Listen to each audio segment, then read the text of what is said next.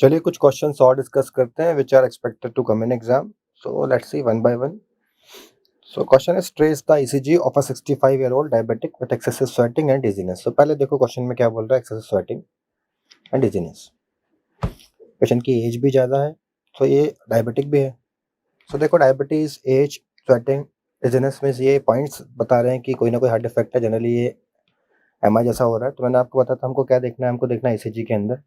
अगर आप देख रहे हो यहाँ पे, इसको देख रहे हो V2, V3, V4 और थोड़ा सा V5 में भी. These are ischemic changes. आप देख रहे हो ST एलिवेशन, तो ST एलिवेशन आ रहा है V2 to V5. V5 में थोड़ा कम है, V2 to V4 I can say V2, V3, V4. तो this is your entry volume MI. तो इफ आई से ST elevation where V2, V3, V4 तीनों में तो आ ही रहा है. सो मैंने बताया था लीड V2, V3 आपको क्या बताती है, एंट्री वॉल्यूम MI की तरफ दिखा रहा है. This is your entry volume MI. Okay, फिर चलो एक बार और देख लेते हैं क्वेश्चन में क्या पूछा हुआ है. देखो सपोज ईसीजी का क्वेश्चन है, हाइपोग्लाइसीमिया, ये सब तो नहीं होगा, तो आंसर दोनों में से एक होना चाहिए. राइट, फिर मैं आपको बताऊं V2, V3, V4 ये आपकी एंट्री वॉल के बारे में दिखाते हैं. जैसे ये लीड आपकी एंट्री वॉल दिखा सकता है, anterior wall MI. Okay, following machine pneumatic compression device is used in. So ये इस मशीन को हम क्या बोलते हैं, इसको बोलते हैं न्यूमेटिक कंप्रेशन डिवाइस. सो ये मशीन का नाम जो होता है that is pneumatic compression device. Means आप एयर से प्रेशर दे रहे हैं, कंप्रेस कर रहे हैं. तो इस pneumatic compression device is used for which disease. अगर मैं आपको बोलूं, इसके लिए हम यूज करते हैं डीवीटी के लिए. पल्मोनरी एम्बोलिज्म में आपको एंटीकोगुलेंट देने होते हैं. वेरिकोस के अंदर हम बहुत कुछ कर सकते हैं, लेकिन कई बार ड्रग्स से भी आराम आ जाता है, तो इतना कंप्रेशन देने की जरूरत नहीं पड़ती है. सुपरफिशियल होती है वेरिकोस. लेग पेन के तो पेन किलर दे दो, DVT. This is use for deep venous thrombosis. Patient was brought to emergency department. देखो हिंट में आपको हिंट हाईलाइट करके दिखा रहा हूँ. पेशेंट आया इमरजेंसी डिपार्टमेंट में with complaint of chest pain from pass 5 to 6 hours. 5-6 घंटे से छाती में दर्द हो रहा है. तो अगर मैं आपको बोलूँ इमीडिएटली आपको क्या कराओगे. अगर ऐसा पेन आ रहा है, पेशेंट आपके पास आ रहा है, तो हो सकता है पेशेंट को GERD हो, गैस्ट्रोइसोफेजियल रिफ्लक्स डिसीज, या फिर पेशेंट को MI या एंजाइना हो. तो इमीडिएटली आपको क्या कराना है. इफ आई से अर्लीस्ट इन्वेस्टिगेशन, तुरंत आपको क्या कराना है, एक ECG निकालना है. ECG के अंदर ST सेगमेंट में या T वेव्स में अगर कोई चेंजेस हैं, तो आपको कार्डियक मार्कर्स कराने हैं. कार्डियक मार्कर्स में क्या होता है, troponin, myoglobin, CPK-MB. So troponin T is the answer. Electrolyte imbalance में पेशेंट को छाती में दर्द ऐसा नहीं होता है. ABG करा सकते हो. ABG कब कराओगे, जब सांस फूलेगी. CBC अगर पेशेंट अनीमिक होगा तब बाद में करा सकते हो CBC, लेकिन अभी क्या कराना है आपको, मार्कर्स कराने हैं. मार्कर्स ECG के बाद आपको क्या कराना है, ECG के बाद आपको कार्डियक मार्कर्स कराने हैं. और मोस्ट कॉमन मार्कर जो हम यूज करते हैं प्रैक्टिस में, उसका नाम होता है troponin. Troponin.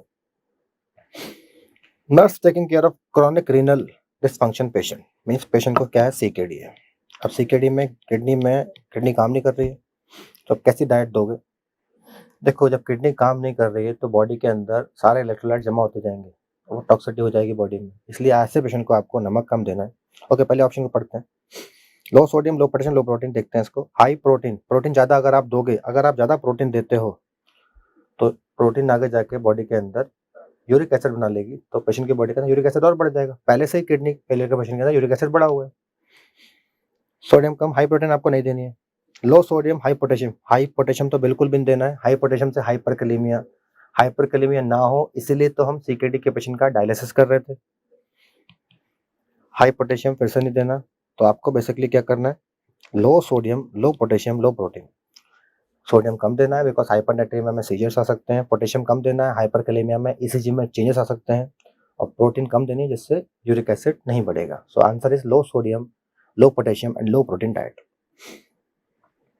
Following electrolyte is lethal in impaired renal function.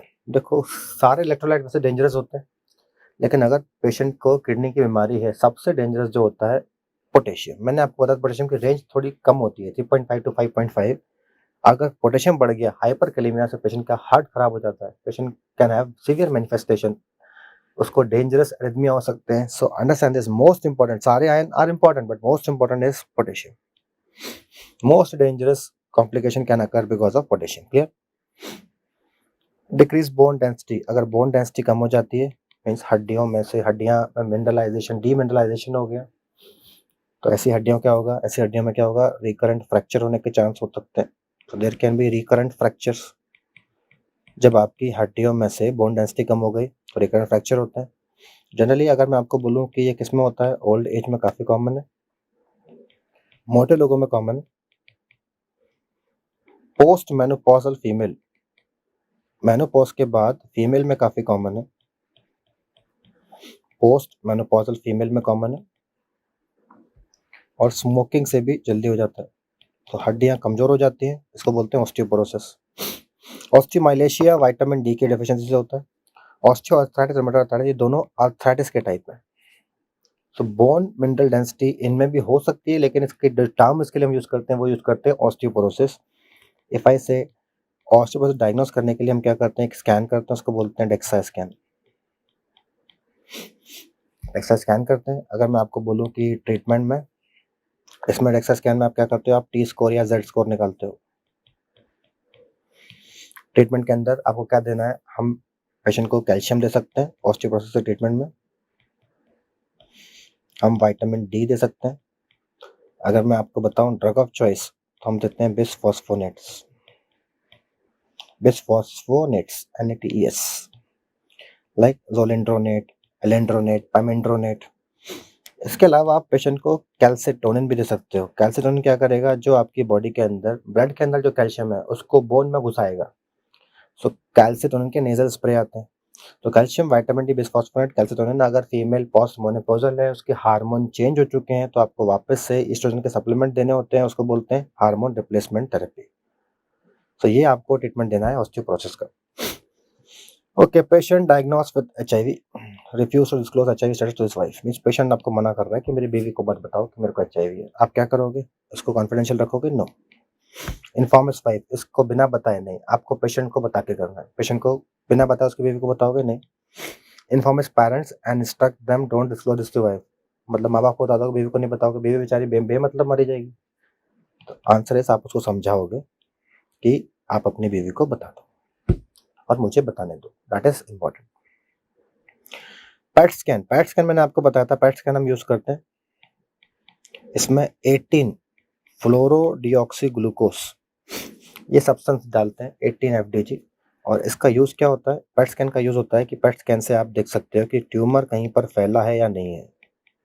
It is use to see metastasis. अगर आपको किसी कैंसर की मेटास्टेसिस देखनी है तो क्या कराओगे, PET scan. Full form is positron emission tomography. देखो ऑल ऑफ द अबव तो नहीं होगा, फुल फॉर्म एक ही होती है, तीन तो नहीं हो सकती है। फोटोन नहीं होते इसमें, प्रोटॉन नहीं होते इसमें, पॉजिट्रॉन होते हैं। तो answer is positron emission tomography. Full form of PET scan is positron emission tomography. Ascites occur due to, ascites में क्या होता है, प्रोटीन कम हो जाती है, तो आंसर इज हाइपोएल्बुमिनेमिया। प्रोटीन बढ़ने से नहीं होता है। हाइपरकैलेमिया से नहीं होता है, हाइपोकैलेमिया से नहीं होता है। So answer is hypoalbuminemia. Means fluid shifting क्यों होती है, because of low content of albumin. During physical examination client breathes having a fruity odour. Means patient की मुंह से सांस जो आ रही है, नाक से सांस आ रही है, उसके अंदर एक फ्रूट की स्मेल आ रही है। सो फ्रूट की स्मेल आ रही है मींस फ्रूटी ऑर्डर। कैसा होता है, ऐसा कब होता है, जब पेशेंट को डीके होता है, डायबिटिक कीटोएसिडोसिस, डीके। कीटोएसिडोसिस में फ्रूटी ऑर्डर आता है। जैसे आपको पता है 3 टाइप की कीटोन बॉडीज बनती है बॉडी के अंदर, acetone, acetoacetate and beta hydroxy butyrate. तो कुछ कीटोन बॉडीज ब्लड में मिलती हैं, कुछ उनमें मिलती हैं, कुछ की वजह से, एसीटोन की वजह से स्पेशली आपके मुंह से क्या होता है, फ्रूटी स्मेल आती है। Most common causative agent for rheumatic fever, rheumatic fever का कॉजेटिव एजेंट मैंने आपको बताया था, it is called group A beta hemolytic Streptococcus. तो यहाँ पर आपको माइक्रो को भी अप्लाई करना है। गप्स means group A beta hemolytic streptococcus. So if I say, मैं इसको नीचे लिख दे रहा हूँ, ग्रुप ए का मतलब क्या होता है, स्ट्रेप्टोकोकस पायोजेनिस। अगर आपको याद हो माइक्रोबायोलॉजी, ग्रुप बी का मतलब होता है streptococcus agalactiae. So group A means गप्स is pyogenes, simple, rheumatic fever. Okay, CCG को देखिए, आपको बताना है कि आपको क्या दिख रहा है। तो पहले थिंग हम देखते हैं, नॉर्मल तो ये नहीं है। सो मैं ऑप्शंस के हिसाब से आपको बता रहा हूँ कैसे आपको सेम अप्लाई करना है। नॉर्मल तो ये नहीं है, इमेज प्लेस लीड भी नहीं है, कुछ ना कुछ तो है। ये बेसिकली आपको एक QRS दिख रहा है, QRS थोड़ा सा वाइट दिख रहा है, राइट। सो अगर QRS दिख रहा है तो वेंट्रिकुलर फिब्रिलेशन भी नहीं है। फिब्रिलेशन में क्या होता है, अनआइडेंटिफाइबल QRS। तो क्या बच गया, ये आप देखोगे, this is called VT, ventricular tachycardia. This is ventricular tachycardia.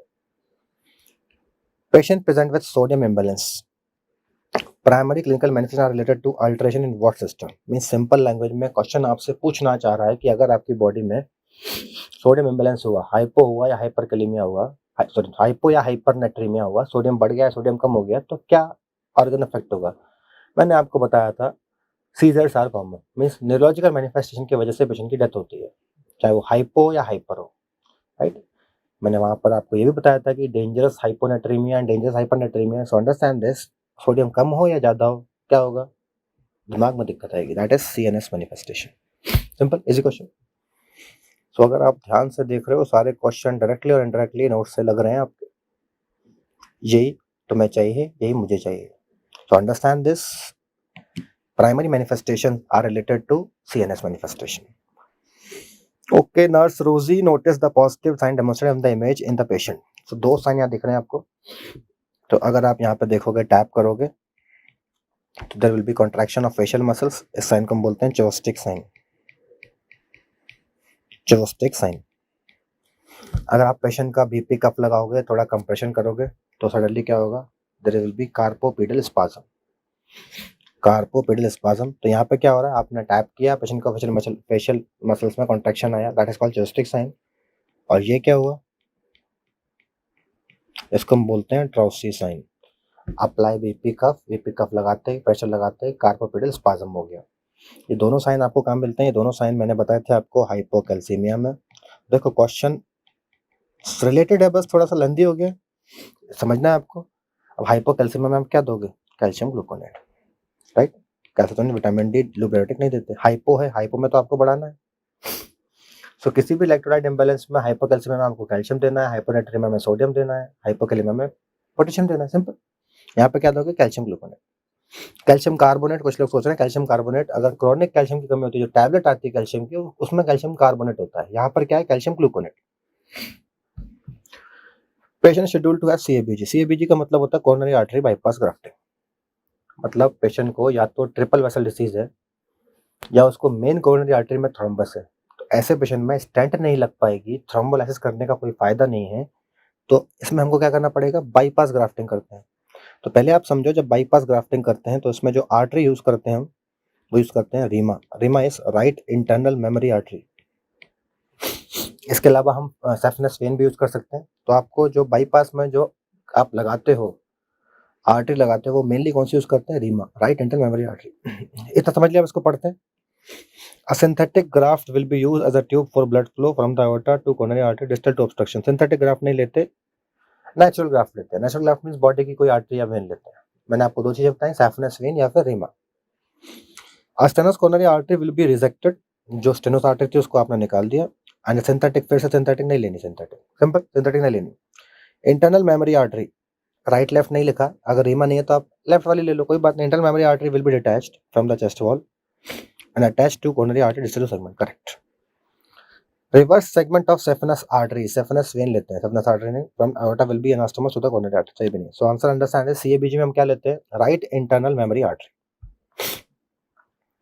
Okay, lesion को ऑब्स्ट्रक्ट, आप देखो, ऑब्जर्व करो क्या लीजन दिख रहे हैं आपको। आप क्या देखो, ये ब्लूनेस दिख रहा है, मींस ये वेन की प्रॉब्लम है, राइट। ये आप नोटिस करो कि ये वेन कैसे हो गई, डायलेट हो गई हैं, सूज गई हैं। इनको बोलते हैं dilated tortuous vein. It is superficial, तो आपको दिख रही है, तो वी कॉल दिस वेरिकोसाइटिस और varicose. Dilate superficial vein, we call them varicose vein. Hepatic encephalopathy develop, क्यों डेवलप होती है मैंने बताया था, there is shunting of neurotransmitter specially GABA and ammonia. So patient का आपको हम सीरम अमोनिया का टेस्ट भी कराते हैं, so it is due to ammonia. Amylase आपका बढ़ेगा पैंक्रेटाइटिस में।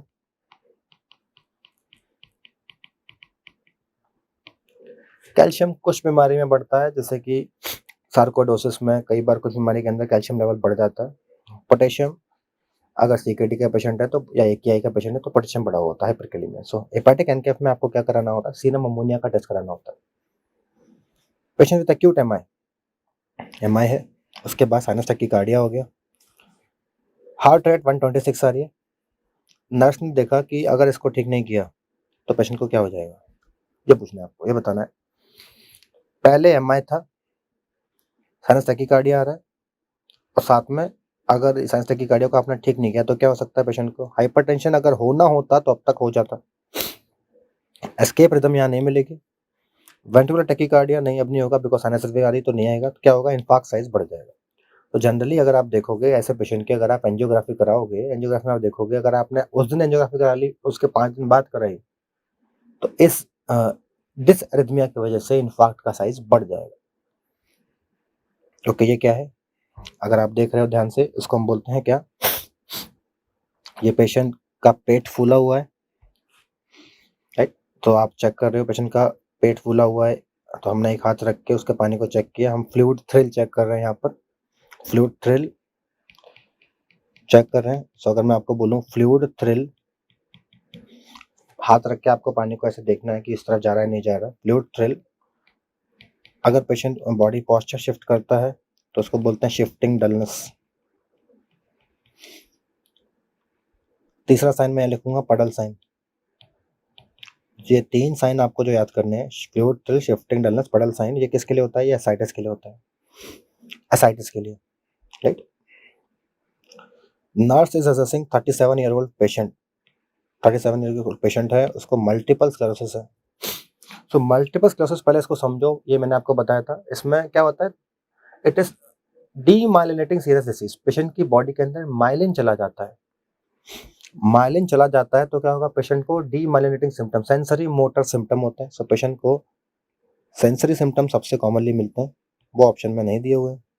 देन पेशेंट को मोटर सिम्टम मिलते हैं, वो भी नहीं दिए हुए। इसके बाद पेशेंट को होती है optic neuritis. Optic neuritis means optic nerve में डैमेज, तो पेशेंट का विजन चेंज होगा। Deep tendon reflex tremors or stress are seen in Parkinson. Flaccid muscles is seen where when you have lower motor neuron disease.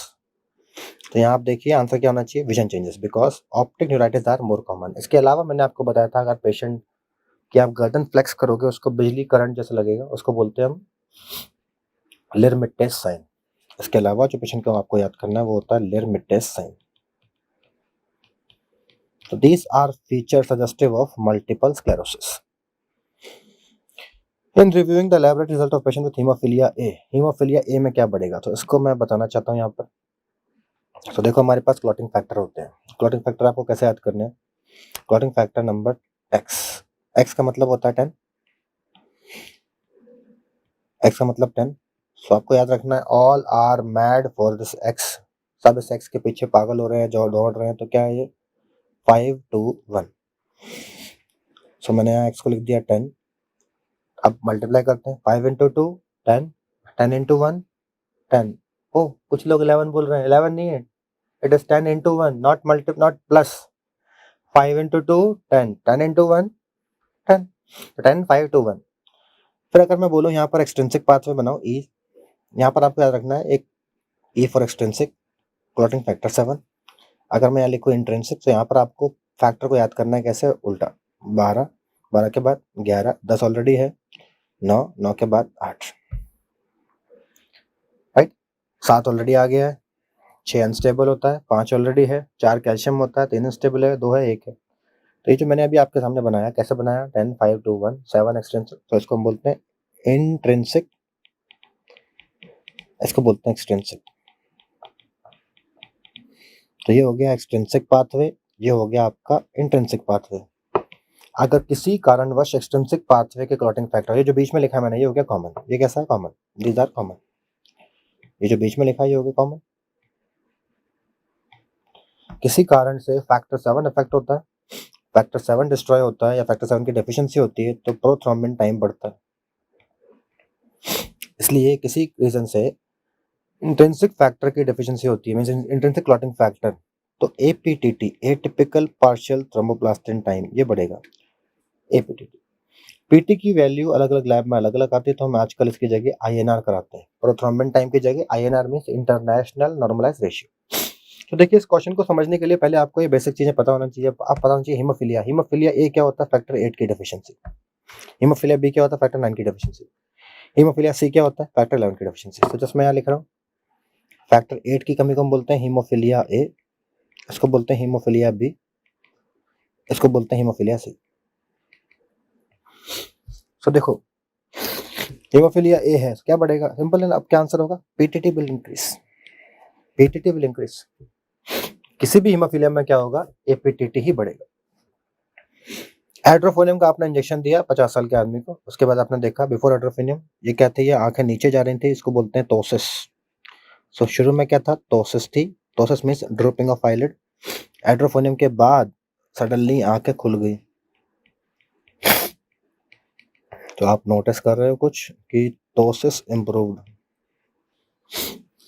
Right. पहले ptosis थी, अब ptosis improved हो गई। ऐसा कब होता है, हम हाइड्रोफोनियम देते हैं, मैंने आपको बताया था टोटल हम 2 mg plus 4 mg plus 4 mg, 2 plus 4 plus 4, total कितना दे सकते हैं, मैक्सिमम हम 10 mg दे सकते हैं हाइड्रोफोनियम,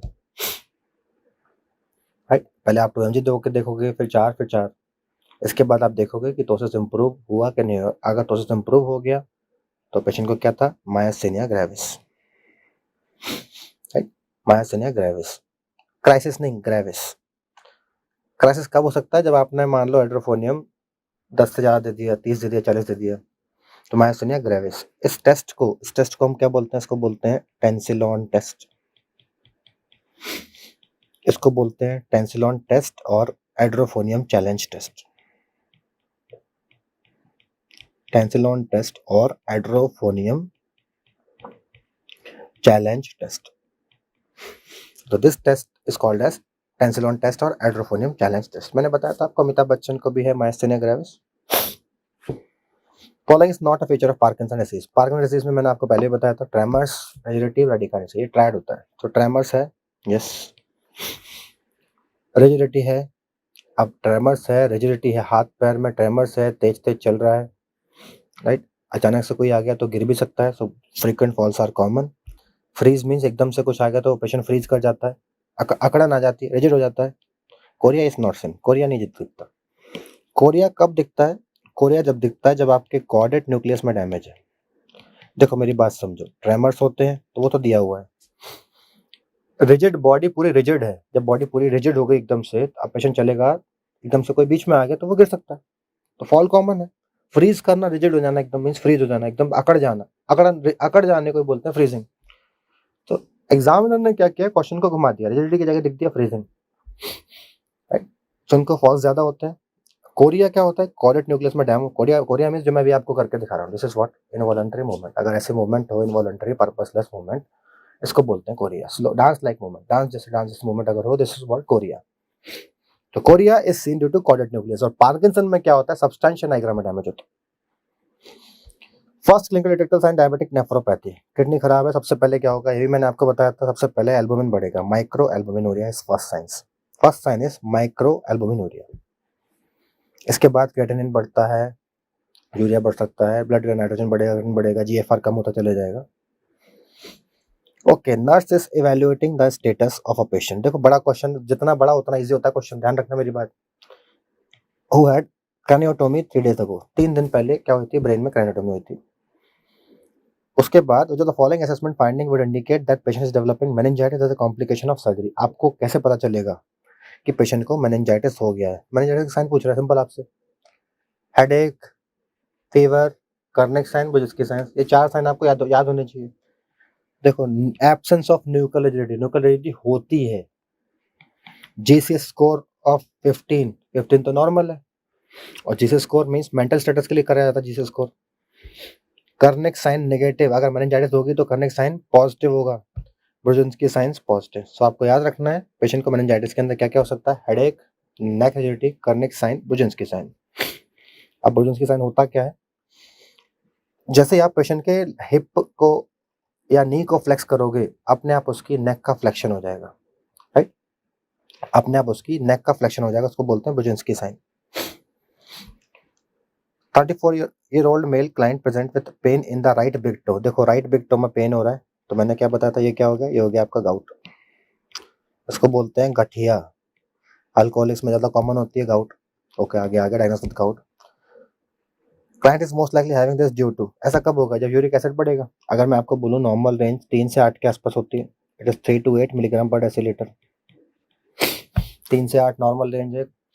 यहाँ पे कब होगा, 8 के ऊपर वाली वैल्यू देखो कोई सी आ रही है, 8 से ऊपर एक ही वैल्यू आ रही है, 9.8, उसको बोलते हैं हाइपर यूरिसीमिया। तो पेशेंट को यूरिक एसिड बढ़ रहा है, कब बढ़ेगा, गाउट में बढ़ेगा। हाइपो फंक्शन ऑफ एंटेरोपिट्यूटरी, एंटेरोपिट्यूटरी में आपको मैंने 2 डिसऑर्डर बताए थे, एक जो प्रेगनेंसी के बाद होता है, पोस्टपार्टम पिट्यूटरी नेक्रोसिस,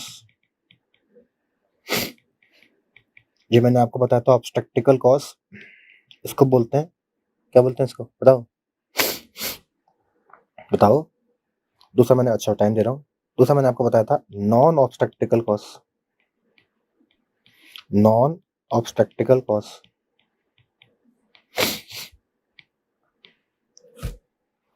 तो पिट्यूटरी ग्लैंड आपकी खराब हो गई, राइट। अब पिट्यूटरी ग्लैंड आपकी कैसे खराब हो सकती है? It can be destroyed because of 2 reason, one is due to some obstructive reason, some next is due to non obstructive cause. देखो पिट्यूटरी अगर खराब हो गई तो पिट्यूटरी से जो हार्मोन निकलते हैं, एंटी पिट्यूटरी से क्या क्या निकलता है? FSH LH, FSH LH, ACTH, ACTH, TSH, prolactin, growth hormone. मैंने आपको निमोनिक भी बताया था, फ्लैट,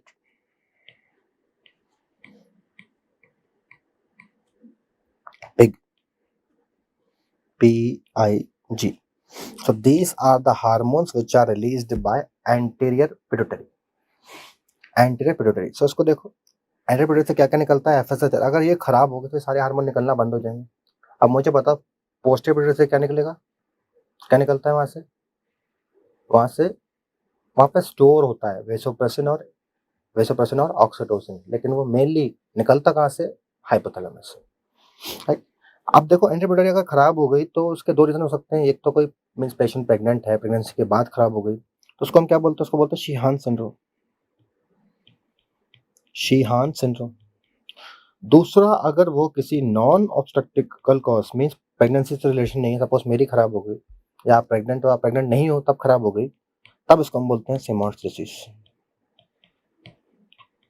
सो देखो क्वेश्चन इनडायरेक्टली पूछ लिया गया है लेकिन टॉपिक इज सेम, तो answer is Simmonds disease.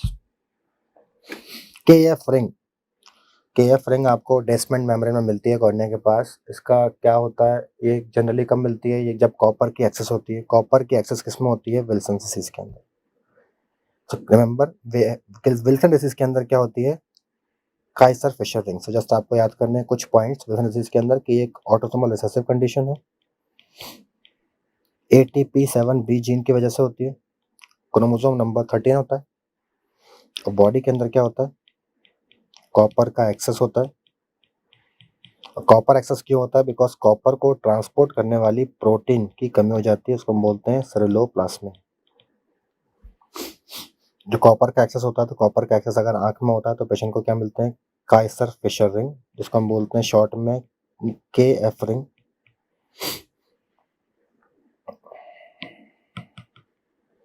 KF ring,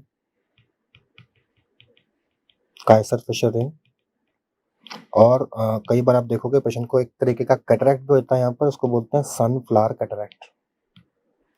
cataract कौन सा मिलेगा पेशेंट के अंदर? Sunflower cataract.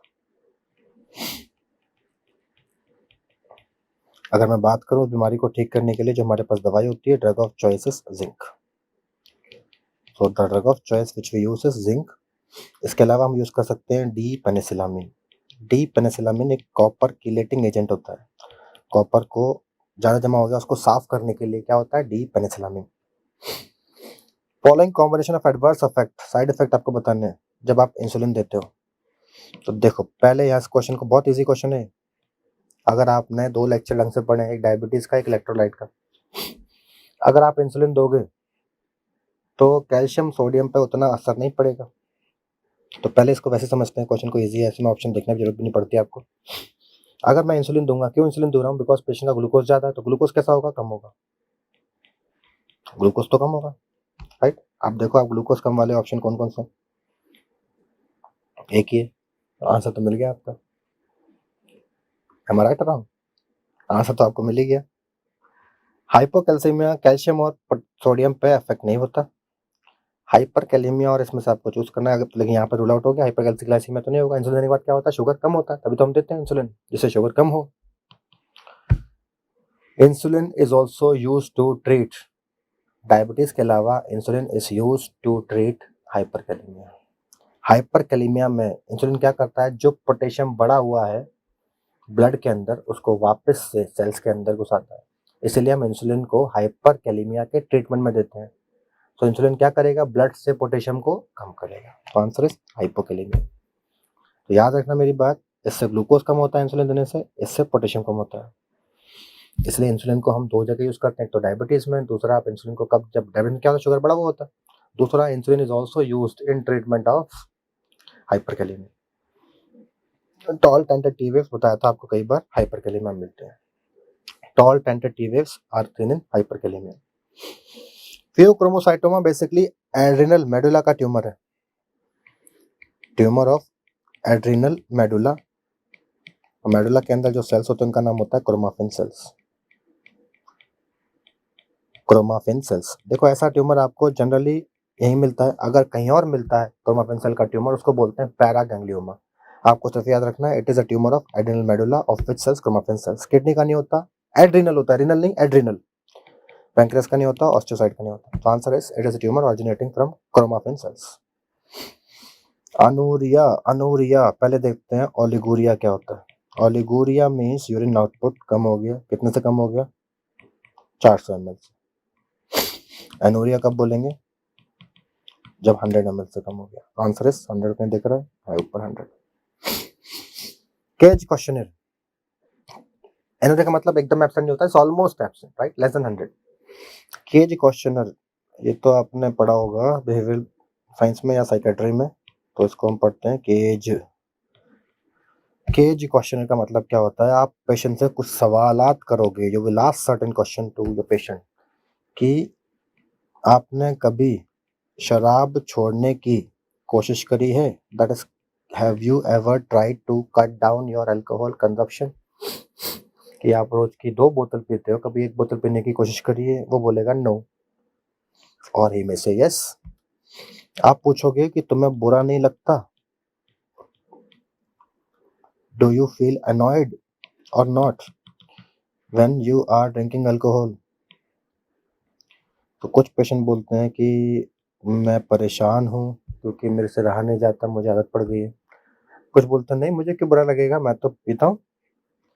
फिर आप पूछोगे तुम्हें कभी गिल्ट नहीं होता, guilty, do you ever feel guilty, guilty, कि आप एक अल्कोहलिक हैं, आप शराबी हैं, आप शराब पीते हैं, तो मैं इसमें गिल्ट नहीं लगता। गिल्ट मीन्स अंदर से बुरा, guilt, that is guilt, expression of guilt.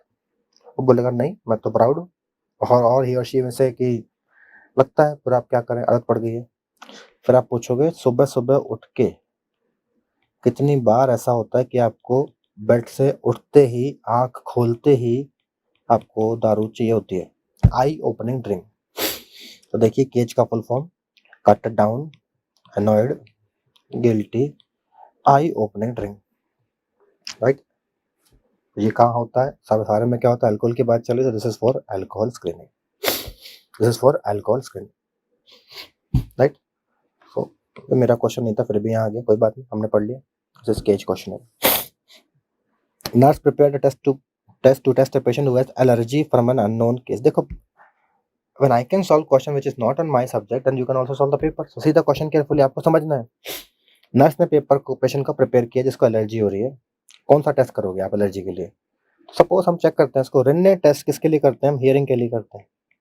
Rinne test, weber test hearing के लिए करते हैं। तजांग टेस्ट, तजांग स्मीयर बनाते हो आप, हर्पीज के लिए बनाते हो। स्ट्रेस टेस्ट आप एंजाइना के लिए करते हो, एंजाइना और एमआई के लिए करते हो स्ट्रेस टेस्ट। आप एलर्जी के लिए हम 2 टेस्ट करते हैं, एक होता है पैच टेस्ट और दूसरा होता है, अगर मैं यही आपको बताऊं, प्रिक टेस्ट। पैच टेस्ट और प्रिक टेस्ट, ये 2 टेस्ट हम करते हैं एलर्जी के लिए। अगर मैं आपसे बोलूं एटोपिक डर्मेटाइटिस, एटोपिक डर्मेटाइटिस के लिए आप क्या करोगे, प्रिक टेस्ट करोगे। अगर मैं आपको बोलूं कॉन्टैक्ट डर्मेटाइटिस, देखो दोनों एलर्जीज हो सकती हैं। अगर मैं आपको बोलूं कॉन्टैक्ट डर्मेटाइटिस के लिए हम क्या करेंगे, हम पैच टेस्ट करते हैं। सो एटोपिक डर्मेटाइटिस के लिए आप प्रिक टेस्ट करोगे। ये एक टाइप 1 हाइपर सेंसिटिविटी होती है और पैच टेस्ट एक टाइप 4 हाइपर सेंसिटिविटी होती है। तो यहाँ पर हम एक चैम्बर यूज करते हैं, उसका नाम होता है फिन्स चैम्बर। तो मैंने आपको 2 चीज़ें बताई, prick test atopic dermatitis, patch test contact dermatitis. तो दोनों स्किन वाले टेस्ट में यहाँ पूछ रहा है एलर्जीज है, प्रिक टेस्ट ऑप्शन में नहीं है, तो क्या चूज करोगे? Patch test. ये क्या है? थोड़ा थोड़ा ग्रेट खाली जैसा लग रहा है, नहीं लग रहा? यू कैन सी पेशेंट का ये जॉ प्रोमिनेंट है, एकदम प्रोमिनेंट जॉ, मुंह बड़ा बड़ा है, सब कुछ बड़ा बड़ा और एकदम giant. It's called acromegaly. This is acromegaly. Acromegaly का मतलब क्या होता है? पेशेंट की बॉडी के अंदर ग्रोथ हार्मोन का लेवल बढ़ गया है। So acromegaly, if I say, this is increase in level of growth hormone after puberty. Puberty के बाद ग्रोथ हार्मोन का लेवल बढ़ गया है, अगर बचपन से ही बढ़ता है उसको बोलते हैं जाइजेंटिज्म। तो इसको क्या बोलते हैं? एक्रोमेगेली। मिक्स्ड हेमोकोमा हाइपोथायरॉयडिज्म की कॉम्प्लिकेशन होती है। ग्रेव डिसीज हाइपरथायरॉयडिज्म होती है। फियोक्रोमोसाइटोमा अभी मैंने आपको बताया था, एड्रेनल मेडुला का क्रोमाटिन सेल का ट्यूमर होता है। आयरन डेफिशिएंसी एनीमिया में finger nails become spoon shape, नाखून चम्मच जैसा हो जाता है। It becomes like a spoon, चम्मच जैसे नाखून हो जाते हैं, इसको हम बोलते हैं कोइलोनाइकिया। ये भी मैंने आपको सारे इमेजेस बता रखे हैं। पैरोनाइकिया मीन्स इसमें पस पड़ जाती है। अगर प्यूरलेंट इन्फ्लेमेशन होती है, स्टेफिलोकोकस हो जाती है, पस पड़ जाती है, उसमें आपको पस दिखेगी, पैरोनाइकिया। ब्लैक फेलोन्स आर नॉट थिन, तो कोइलोनाइकिया मीन्स स्पूनिंग। कोइलोनाइकिया को हम और क्या बोलते हैं? स्पूनिंग ऑफ नेल, मीन्स नाखून नॉर्मल रहते हैं, कोई पस नहीं है, लेकिन इनका जो शेप होगा वो स्पून जैसा होगा, चम्मच जैसे नाखून, स्पूनिंग ऑफ नेल्स। ये कहाँ मिलता है? आयरन डेफिशिएंसी एनीमिया में। ओके, चलिए अगले क्वेश्चन पे चलते हैं। Following is cardinal sign of pyloric stenosis. मैंने अभी पिछले वीडियो में बताया था आपको, पाइलोरिक स्टेनोसिस मीन्स खाना नीचे नहीं जा पा रहा। पाइलोरस में स्टेनोसिस है तो खाना स्टमक से नीचे नहीं जा पा रहा है, because there is stenosis here. अब खाना नीचे नहीं जा पा रहा है बिकॉज यहाँ पर तो क्या है, पूरा स्टेनोसिस हो गया पाइलोरिक पार्ट के अंदर। तो ये सपोज ये फूड है, अब food can not go down, तो गट का रूल क्या होता है? अब इसको एक खाने को फेंक के बाहर फेंकेगा, बाहर फेंकेगा कैसे? एकदम जोर से फेंकेगा, उसको बोलते हैं projectile vomiting. Simple, projectile vomiting. 60 year old, बड़ा क्वेश्चन है। 60 year old, severe drug induce reaction, right? Within few days the skin begins to blister and peel after few like symptoms. Means बुखार आया, स्किन में blister बने, right? Inciting drug was carbamazepine. Carbamazepine basically एक anti epileptic drug होता है जो हम focal seizures के लिए देते हैं। उसमें क्या था? There is necrosis and attachment of the epidermis which involve skin and mucosal surface. तो इसको देखते हैं क्या है ये। देखो स्किन खराब हो रही है, there is necrosis in the skin, एक ट्रिगरिंग फैक्टर है। Dermatitis herpetiformis is a vesiculobullous disease. Keloid में छाती पे हो जाता है, कीलोइड कान के पास हो जाता है, कालापन आ जाता है, बॉडी में कनेक्टिव टिश्यू या हीलिंग ज़्यादा हो जाती है, ग्रैनुलेशन टिश्यू ज़्यादा हो जाता है। हर्पिस गैस्ट्रेशनिस मींस गैस्ट्रेशन पीरियड में होगा। तो Steven Johnson syndrome is the diagnosis. तो पहले क्या होता है? स्टीवन जॉनसन सिंड्रोम, इसको शॉर्ट में बोलते हैं एसजेएस। देखो ड्रग की हिस्ट्री, राइट? तो अगर स्किन का 10% से कम, 10% से कम इन्वॉल्व हो रहा है स्किन में, उसको हम बोलते हैं Steven Johnson syndrome. Less than 10% of skin. अगर 30% से ज़्यादा स्किन में डैमेज हो रहा है, स्किन झड़ रही है, नेक्रोसिस होकर निकल रही है, उसको बोलते हैं टॉक्सिक एपिडर्मल नेक्रोलाइसिस। अगर इसके बीच में हो रहा है उसको बोलते हैं ओवरलैप। ओवरलैप मीन्स दोनों का बीच का। तो ओवरलैप कब बोलोगे? Overlap means Steven Johnson syndrome and toxic epidermal नेक्रोलाइसिस। इसको ओवरलैप आप कब बोलोगे? जब 10 to 30% इन्वॉल्वमेंट हो रहा है। मेरे कहने का क्या मतलब है? This patient is having a triggering factor, drug है, ड्रग के बाद क्या होता है? ब्लिस्टर बन रहा है, ब्लिस्टर बन के बाद वहाँ पे क्या हो रहा है? नेक्रोसिस हो रही है और एपिडर्मिस झड़ रही है। This is just Steven Johnson syndrome. चलिए चलते हैं आखिरी क्वेश्चन पे। हीमोफीलिया है पेशेंट को, include periodic self administration of self. तो ठीक है, कई बार सेल्फ नहीं होता, तो इफ आई से इट कैन बी सेल्फ और it can B non self, so it haemophilia है। हीमोफीलिया में आपको क्या करना है? हीमोफीलिया ए है तो फैक्टर 8 की कमी, बी है तो फैक्टर 9 की कमी। तो फैक्टर की कमी है तो आपको फैक्टर देने हैं। तो answer is factor concentrate. Answer is factor concentrate. तो फैक्टर की कमी है, फैक्टर देने। अगर पेशेंट को ब्लीडिंग ज़्यादा होती है तो हम कभी कभी क्रायोप्रेसिपिटेट एफएफपी चढ़ाते हैं, लेकिन अगर पेशेंट रेगुलरली फैक्टर लेते रहेगा तो पेशेंट की बीमारी ठीक रहेगी। सिंपल। तो हीमोफीलिया ए मैंने आपको बताया था, hemophilia can be hemophilia B. Hemophilia A is due to factor 8 deficiency. B is due to factor 9 deficiency. A को बोलते हैं classical hemophilia, B को बोलते हैं Christmas disease. Okay, so these are the questions which are sorted and selected because they are high yield, covering most of the questions, most of the topics. So what is one thing good about these questions is all are from your notes. These questions are previous year questions. ये सारे आपके notes में, आपके video lectures में हैं. तो आपको क्या करना है, exam is near, do one thing, rapid revision को एक बार रिवाइज करना है. That is your strategy. Revise the rapid revision topic, और जो आपको टफ लगते हैं वो टॉपिक को एग्जाम से पहले एक बार जरूर देखना. जैसे कि electrolyte imbalance is very important, उससे क्वेश्चन बार बार बहुत आते हैं. जनरल मेडिसिन का टॉपिक, और एक बार कार्डियोलॉजी को आप चाहे तो रिवाइज कर सकते हैं. तो be confident. I know most of you are scoring 38 में से लोगों के 30 तुमने सही करे हैं. I believe in you. Good luck, best of luck my side. Go in exam, enter the exam and exit the exam with a super confident in exam. Trust me, your medicine part will be easiest part for you. That is from my side. I'll conclude the session. Good luck. All the best. Bye-bye. Take care.